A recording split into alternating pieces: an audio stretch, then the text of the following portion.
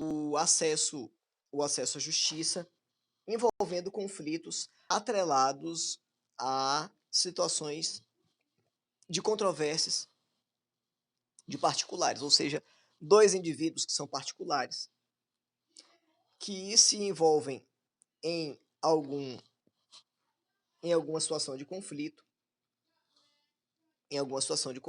e, portanto, é, resolvem decidir ou resolver as suas questões através do mecanismo da mediação. Vai pular do artigo 32 para o 35? Não, estou falando sobre o artigo 32, a partir do 32, que fala sobre a autocomposição de conflitos em que for parte pessoa jurídica de direito público. Por quê? Não entendi.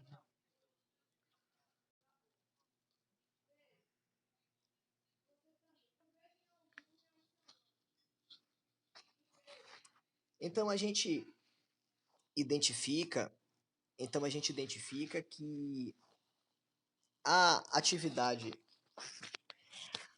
de mediação, ela pode ser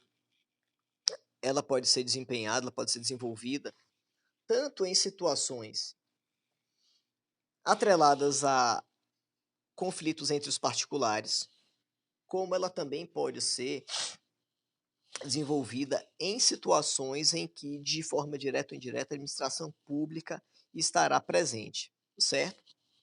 Essa hipótese, ela se baseia em parâmetros que a gente começou a ver logo no começo das nossas abordagens, quando nós discutíamos qual seria a natureza do objeto da atividade de mediação. E aí nós vimos que, como objeto da mediação, nós poderíamos ter tanto questões envolvendo direitos patrimoniais disponíveis, ou, em última análise, direitos que fossem indisponíveis, mas que fossem passíveis de transação, ou seja, que pudessem ser transacionados, ainda que fossem especificamente direitos indisponíveis, certo? Então, a indisponibilidade, ela traz exatamente a hipótese de lidarmos com elementos patrimoniais atrelados aos entes da administração pública, certo?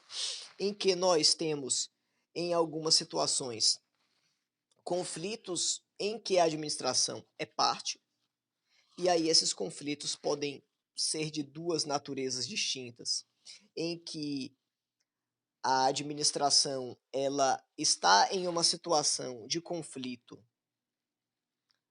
atrelado a um particular, ou seja, existe um conflito entre o particular e um determinado órgão público, ou em situações em que existe uma situação controversa envolvendo duas figuras da administração pública. Então, é perfeitamente possível que, tanto em uma quanto em outra situação, a atividade de mediação seja utilizada para dirimir conflitos, certo? A essência dessa ferramenta, abrangendo também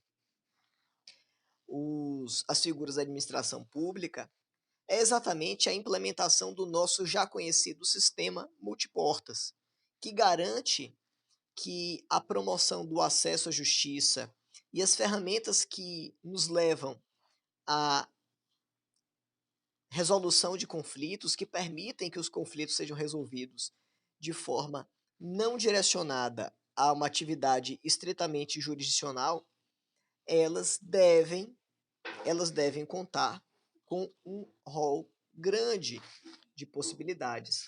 Então a gente vai ter, nas demandas envolvendo a administração pública, além das vias,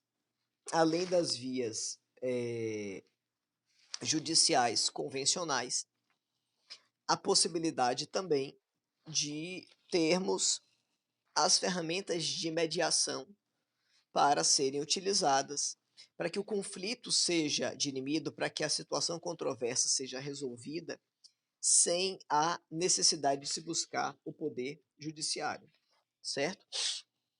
Essa prerrogativa está prevista tanto na Constituição de forma genérica, e a previsão constitucional dessa hipótese vai estar estabelecida no artigo 5º, inciso 35 da Constituição, quando nós reconhecemos que nesse inciso está presente o princípio da inafastabilidade da jurisdição, que já foi estendido pela nossa doutrina contemporânea, ou seja, o princípio da inafastabilidade da jurisdição, o princípio do acesso à justiça, passam a ser reconhecidos de uma forma muito mais abrangente, de uma forma muito mais ampla. E diante disso, nós temos que a possibilidade de administração também resolver controvérsias se utilizando das ferramentas de mediação nada mais é do que uma rota, um caminho consequente em razão do atual contexto de resolução de conflitos a que está vinculado os diversos códigos de processo civil e penal, bem como a previsão contemporânea de ampliação do acesso à justiça pela Constituição, além da lei de mediação, que de forma específica vai trazer essa previsão, certo? Então a gente vai ter, em linhas gerais, três grandes fundamentos que vão autorizar, que vão trazer como possibilidade o estabelecimento de parâmetros seguros para que a atividade de mediação seja conduzida, elaborada através de mecanismos de mediação. O primeiro deles é o princípio do acesso à justiça, que vai estar estabelecido no artigo 5º, inciso 35 da Constituição, que nós já vimos. Depois, o princípio da eficiência, que vai estar estabelecido no artigo 37, caput, também da Constituição Federal. O artigo 37 ele vai trazer os princípios que devem reger a administração pública, e aí a gente vai ter o LIMP, a legalidade, a impessoalidade, a moralidade, a publicidade e a eficiência. Se entende que, em celebração ao princípio da eficiência, nós devemos garantir também à administração pública a possibilidade de discutir, analisar e ter os seus conflitos dirimidos através de ferramentas de mediação. Por quê? Porque isso faz com que o procedimento seja mais célere, faz com que a prestação atrelada a uma busca pelo acesso à justiça seja muito mais rápida, seja muito mais objetiva. E aí possa trazer benefícios tanto para os particulares, naquela situação em que o Estado, através dos seus órgãos públicos, está em situação de controvérsia com este particular, mas de uma maneira geral para a própria administração pública vai ter a sua questão especificamente resolvida de forma mais rápida, até mesmo quando existe um conflito envolvendo dois órgãos públicos e quando se tem a mediação sendo utilizada. E por fim, a gente vai ter o princípio democrático, que estabelece que a construção de normas voltadas para promover o acesso decorre de um exercício legislativo, ou seja, de que toda a criação normativa decorre de uma atividade do poder legislativo. Esse poder legislativo foi escolhido, seus membros foram escolhidos através do sufrágio universal, através do voto. Em razão disso, reconhecer como válida e aplicável essa possibilidade é reconhecer que a criação dessa norma jurídica, especialmente da lei de mediação e dos seus termos, vão decorrer de um exercício, em última análise, da democracia no Estado Nacional, certo? Então, quais são os três princípios gerais autorizadores da utilização da mediação como ferramenta para se resolver conflitos envolvendo a administração pública?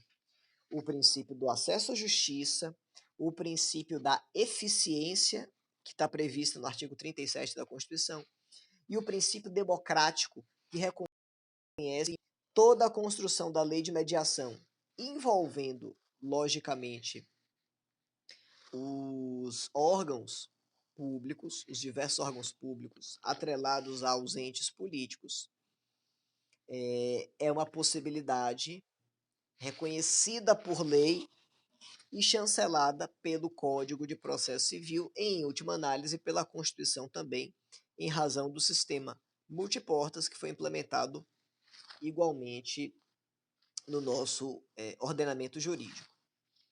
Em resumo, a gente vai ter, com isso, a prescrição de que a administração pública, assim como a iniciativa privada, os particulares, as pessoas jurídicas de uma maneira geral, terão plena possibilidade de se utilizarem das ferramentas de mediação e, logicamente, dos seus benefícios para poderem buscar a resolução dos seus conflitos de forma mais objetiva, de forma mais célere, com menos desgastes para as partes e com o máximo de economia em razão da possibilidade de utilização de recursos tanto do Estado quanto dos particulares para manterem a condução de processos em atividade, certo? Então a gente vai ter, de maneira geral, algumas hipóteses específicas em que a administração pública ela poderá se utilizar das ferramentas de mediação. A primeira delas se dá, e isso também está previsto no nosso novo Código de Processo Civil, ou seja, haverá uma conexão entre o Código de Processo e a Lei de Mediação. Conflitos envolvendo órgãos públicos, então imaginemos que dois órgãos públicos estão em uma situação controversa e que, através da mediação, se chegará a uma solução adequada, que seja benéfica para a estrutura pública de uma maneira geral. Além disso, conflitos entre um órgão público e um particular. Então, um conflito envolvendo uma entidade pública, um órgão público e um particular, e esse conflito poderá ser através das ferramentas de mediação. E, além disso, em relação a questões coletivas que possam ter como objeto um termo de ajustamento de conduta, um TAC. Então, em demandas de natureza coletiva, é igualmente possível que se tenha uma resolução conduzida através de ferramentas de mediação, de maneira tal que se possa chegar a um meio termo, a uma condição mais adequada para que estas demandas sejam contempladas de forma ampla e sempre preservando o interesse das partes, considerando o Estado e o particular também. Repetindo, como nós já falamos anteriormente, é muito relevante que a gente tenha em mente que existem determinadas demandas envolvendo o Estado que podem ser discutidas em sede de mediação, mas outras não, certo? A gente tem como linha geral o fato de que as demandas envolvendo o Estado, portanto o interesse público, têm natureza indisponível, certo? Então, de maneira geral, haverá indisponibilidade em relação às demandas envolvendo o Estado, no tocante à existência de bens que são públicos ou de interesses que, sendo vinculados à figura do interesse coletivo, não podem ser objeto de transação. O que a gente tem de forma geral é o seguinte: alguns direitos, sendo indisponíveis, podem ser objeto de transação, outros não podem. Aqueles que podem ser transacionados, eles sim poderão ser objeto de mediação, certo? Já aqueles que não podem ser transacionados, eles não serão objeto de mediação, em razão do nível de relevância, do nível de importância que se dá àqueles interesses e que se passa, em razão disso, a reconhecer que a mediação não é uma ferramenta que dá segurança jurídica em grau máximo para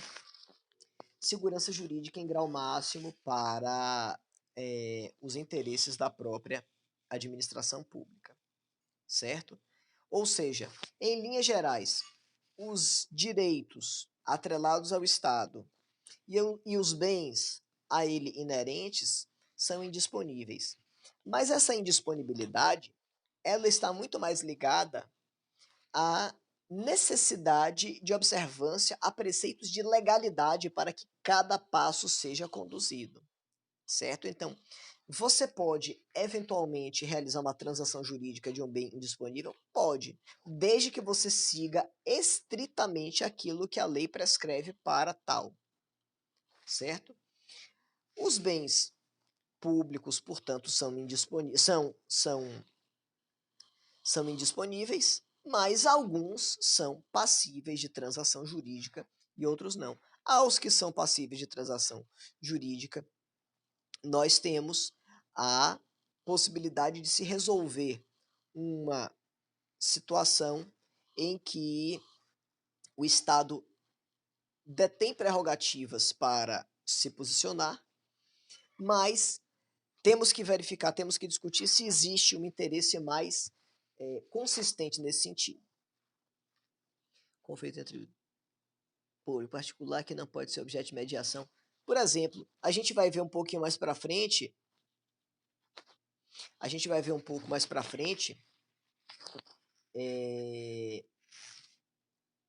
que existem restrições à atividade de mediação, Rafael, quando nós temos, por exemplo, que ter primeiro uma autorização do Poder Legislativo para realizar determinada transação. Então, atos do Poder Executivo que requerem uma verificação, uma análise por parte de um outro poder para que essa concessão seja feita. Isso não cabe mediação. Por quê? Porque você vai estar envolvendo um outro poder do Estado, que não o executivo. Então, por exemplo, digamos que o município queira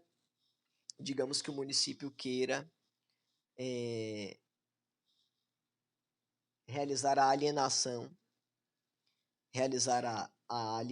de bens de uma área pertencente a ele, o município,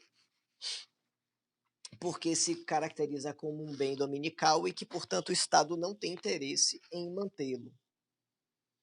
Para que isso seja feito, é necessário que o prefeito, que a prefeitura, de uma forma geral, obtenha uma autorização por parte do Poder Legislativo para reconhecer a condição de um bem que pode ser transacionado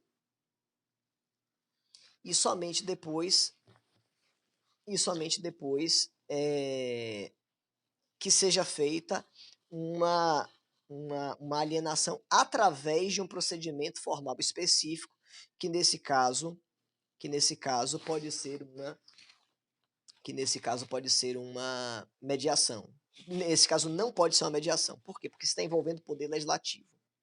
Agora, digamos que o particular esteja, digamos que um conjunto de pessoas esteja discutindo com a prefeitura sobre a desapropriação de uma determinada área. E aí a prefeitura estabeleça que aquelas pessoas não vão ser retiradas das suas casas, mas que uma série de restrições vão ser impostas em relação ao terreno onde as casas estão construídas. E aí é feito um termo de ajustamento de conduta em relação ao Estado, em relação àquele grupo de pessoas. A administração pública, manifestada através do Poder Executivo, não precisa de uma autorização de outro poder para fazer isso. Nesse aspecto, é possível que se faça através de mediação.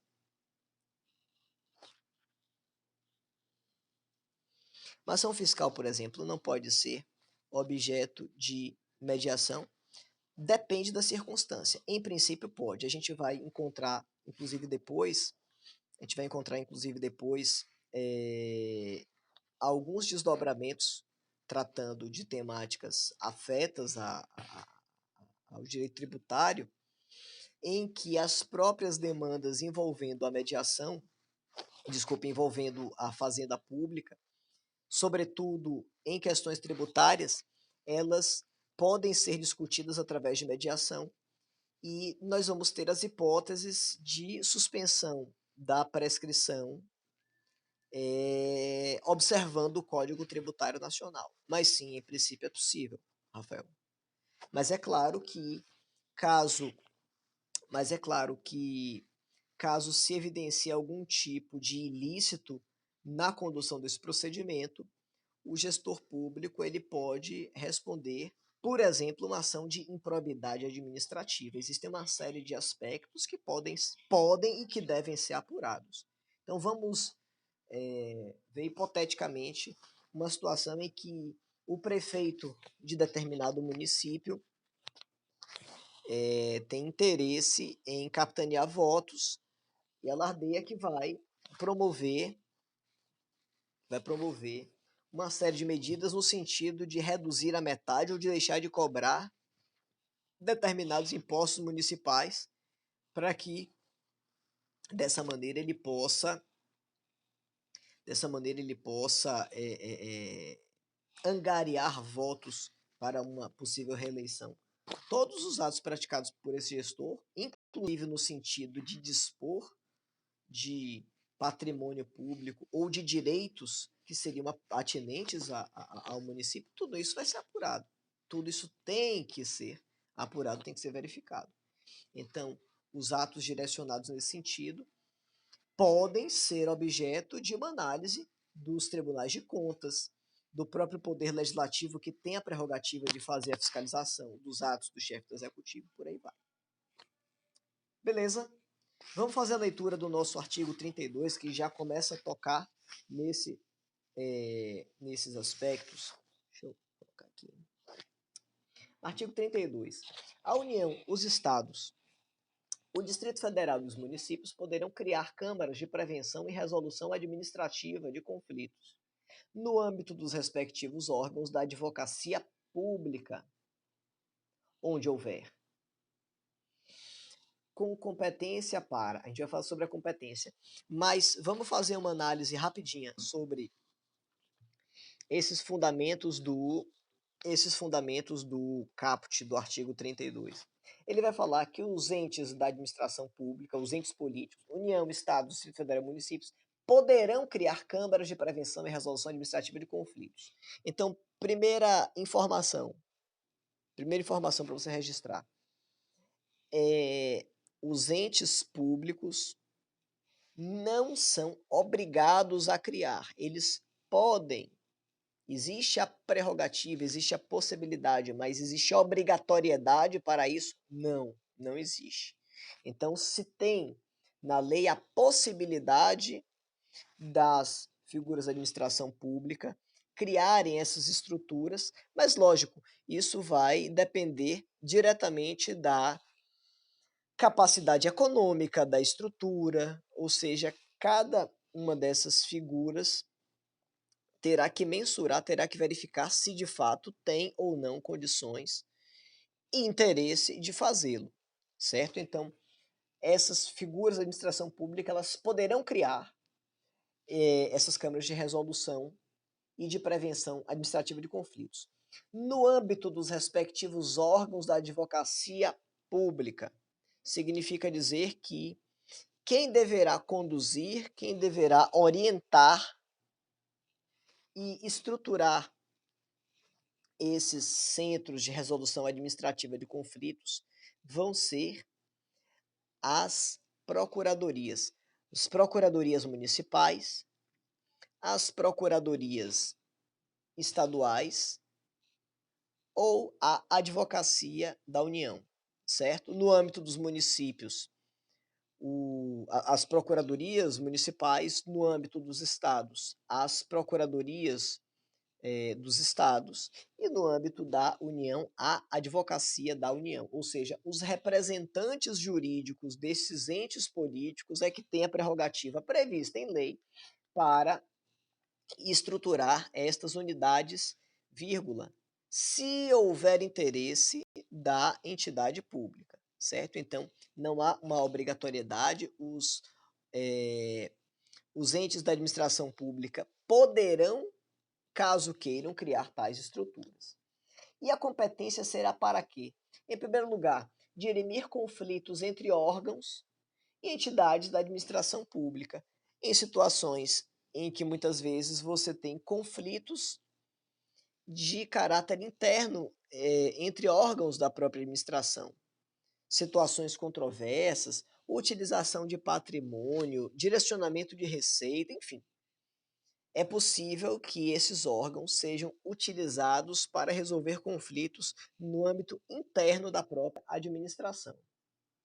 Além disso, avaliar a admissibilidade dos pedidos de resolução de conflitos por meio de composição, no caso de controvérsia entre particular e pessoa jurídica de direito público. É a segunda hipótese. Então, o Estado pode promover a resolução de conflitos através da mediação envolvendo órgãos da própria administração pública. Além disso, poderá, através da mediação, se resolver conflitos envolvendo a administração pública e um particular. A gente vai ver situações em que muitas vezes existem controvérsias envolvendo particulares, sejam pessoas físicas ou pessoas jurídicas de direito privado e o próprio Estado. Então, abre-se essa possibilidade. E 3, promover, quando couber, a celebração de termo de ajustamento de conduta. Quando você tem uma demanda de natureza coletiva, em que há necessidade de um termo de ajustamento de conduta para que os particulares e o Estado afinem o discurso no sentido de chegar a uma solução que seja adequada para ambas as partes. Certo? Parágrafo 1º. O modo de composição e funcionamento das câmaras de que trata o caput será estabelecido em regulamento de cada ente federado. Ou seja, como é que essas câmaras funcionarão? Como é que elas serão compostas? Cada ente federativo, através dos órgãos de gerenciamento, que vão ser as procuradorias ou a advocacia da União, é que terão a responsabilidade de detalhar a maneira pela qual estas unidades funcionarão. Vocês vão perceber que a lei de mediação, que é uma lei bastante recente, uma lei de 2015, ela se propõe a criar um arcabouço normativo compatível com o novo Código de Processo Civil e totalmente direcionado a promover a ampliação do acesso à justiça. Mas ela não vai trazer em si mesma todas as respostas, todas as soluções. Vocês vão ver que em diversos pontos da lei de mediação, o que nós encontraremos é uma delegação de prerrogativas para gerir certas demandas através das procuradorias, nesse caso, ou da Advocacia da União, e do âmbito de organização das estruturas das câmaras de mediação, da figura dos mediadores judiciais e da atividade de mediação judicial, por parte dos tribunais de justiça de cada estado. Então, o que é que a lei diz? Olha, eu não sei exatamente como essa situação será conduzida em caráter prático. Então, você, Tribunal de Justiça, organize aí, treine, capacite os mediadores, crie um estatuto próprio, cuide você lá. Outro estado tem um funcionamento diferente, não importa. Essa lei é uma lei generalista, uma lei geral que tem por finalidade permitir que os mecanismos de mediação possam ser implementados de maneira paulatina, considerando que é um procedimento novo, que é um procedimento que ainda está em processo de implementação. Essa lei é de 2015, a gente está em 2020, mas nós temos muitos estados que ainda estão engatinhando nesse processo. Por quê? Porque você depende não só de estruturar a máquina pública nesse sentido, como também de criar nas pessoas uma cultura de mediação, que nós não temos. A nossa cultura jurídica é tradicionalmente voltada, a gente já falou isso antes, para o time. Então, há 8, 10 anos atrás, você nem tinha matérias como essa na faculdade de Direito, de mediação, de conciliação, arbitragem, ninguém falava sobre isso. Os estudantes, os bacharandos em Direito eram formados para o litígio, ou seja, as pessoas elas saíam das academias de direito capacitadas ou buscando capacitação para litigar em juízo. Não havia uma cultura voltada para medidas preventivas, para evitar que o conflito surja, para evitar que o conflito se apresente e para, no caso do seu surgimento, buscar meios que sejam mais adequados para que o conflito seja resolvido sem a necessidade de se ir às vias judiciais. Então, essa basicamente é a linha da atividade de mediação. Parágrafo 2º. A submissão do conflito às câmaras de que trata o caput é facultativa e será cabível apenas nos casos previstos no regulamento do respectivo ente federado. Outro detalhamento. Ele está repetindo aqui aquilo que nós já falamos. A busca por uma solução através da atividade de mediação, ela não é imposta pela legislação. Ou seja, ela permite a possibilidade. Deixa eu ver aqui quem é o parlamentar que está com o microfone aberto. O deputado José Marcos vai ter o microfone dele temporariamente cortado para a gente poder seguir com as nossas atividades aqui. O nobre deputado, se quiser se manifestar depois, sem o som ambiente da casa, cachorro, gente tomando café, comendo biscoito e outras coisas mais, será muito bem-vindo. Então percebam que o parágrafo 2º, ele vai trazer para a gente dois fundamentos. O primeiro é o de estabelecer que não existe obrigatoriedade de submissão das demandas envolvendo administração pública à âmbito de mediação, certo? Então, a atividade de mediação, ela é algo optativo no âmbito das atividades envolvendo o Estado. Não há uma imposição específica em relação a isso. E aí ele detalha mais. Olha só. Será cabível apenas nos casos previstos no regulamento do respectivo ente federado. Então ele está dizendo o seguinte: os casos, as hipóteses previstas vão ser detalhadamente especificadas. Parágrafo 2º do artigo 32, Nando. Eles vão ser predeterminados pelo próprio ente federado através do seu regulamento próprio. Então, a lei vai trazer regras gerais, a lei vai trazer regramentos gerais que vão viabilizar que as partes, no caso, o particular e o próprio ente público, possam, se for de interesse de ambos, discutir através da mediação. Mas a lei de mediação, ela não vai detalhar de forma específica, ela vai trazer parâmetros gerais. Se for um bem, ainda que de natureza indisponível, mas que seja transacionável, beleza, você pode discutir na mediação. Mas cada ente político, através do seu regulamento próprio, que vai ser logicamente apurado, verificado no âmbito das representações jurídicas das procuradorias, este é que vai ter a prerrogativa de dizer isso pode, aquilo não pode, aquilo outro pode, esse de cá não pode. Então, é nesse âmbito que a gente vai identificar o nível de liberdade que se terá para discutir essas demandas. Parágrafo 3º. Se houver consenso entre as partes, o acordo será reduzido a termo e substituirá o título executivo extrajudicial. Certo? Então, o que é que ocorre? O acordo que venha a ser formulado pelas partes, ou seja, pelo Estado e pelo particular, ele vai se caracterizar como sendo título executivo extrajudicial e dispensa-se a homologação em juízo, certo? Se a ideia é basicamente deixar de se ter uma atividade jurisdicional, sobretudo envolvendo o Estado. Porque percebam só,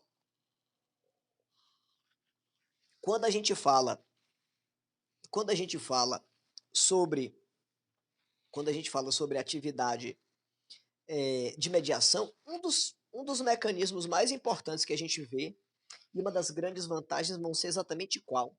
A celeridade. O procedimento de mediação vai ser um procedimento muito mais célere, muito mais rápido, que vai me trazer muito mais benefícios. Então, eu parto do pressuposto que demandar judicialmente já vai acarretar para mim uma morosidade acima do esperado se eu tenho como base, se eu tenho como parâmetro a possibilidade de resolver o conflito através da mediação. Imagine uma demanda judicial envolvendo o Estado, envolvendo um ente da administração pública, em que nós temos prazos para responder e para recorrer de forma muito mais elástica, muito